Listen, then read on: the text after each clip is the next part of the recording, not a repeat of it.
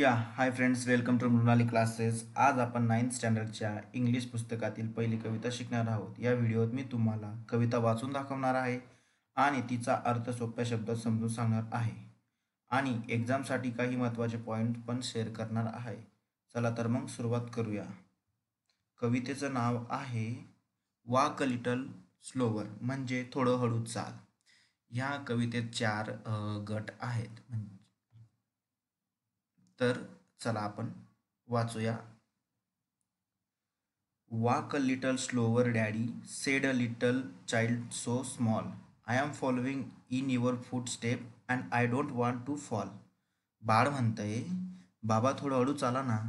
मी तुझ्या पावलांवर पाऊल ठेवून चालतोय आणि मला पडायचं नाहीये. Sometimes your steps are very fast.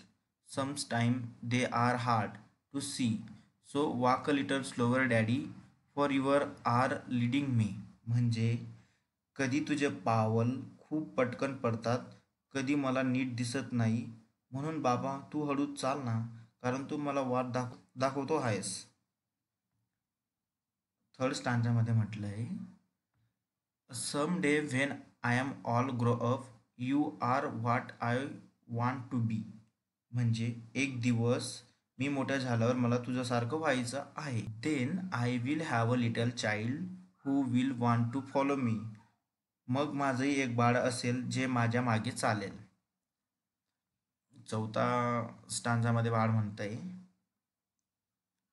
And I would want to lead just right and know that I was true.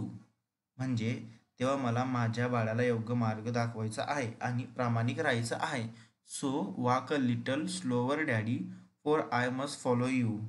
म्हणून बाबा तू हळू चाल, कारण मला तुझं अनुसरण करायचं आहे. तर ही कविता आपल्याला सांगते की मुलं नेहमी पालकांकडूनच शिकतात. पालक कसे चालतात, कसे वागतात, त्यावरूनच बाळक शिकतात. म्हणून आईबापांनी नेहमी चांगला मार्ग मुलांना दाखवायला हवा आणि आई वडील दाखवतातही. तर या कवितातले काहीतरी इंग्लिश वर्कशॉप आहेत, जसे की रीड द पोयम आपण रीड केलेले आहे मोठ्याने. सो आपण पुढच्या व्हिडिओमध्ये क्वेश्चन अँड आन्सर बघणार आहोत आणि कसे सॉल्व करायचे सोप्या पद्धतीत मी तुम्हाला सांगणार आहे. तर चला मग स्टॉप करूया हा व्हिडिओ.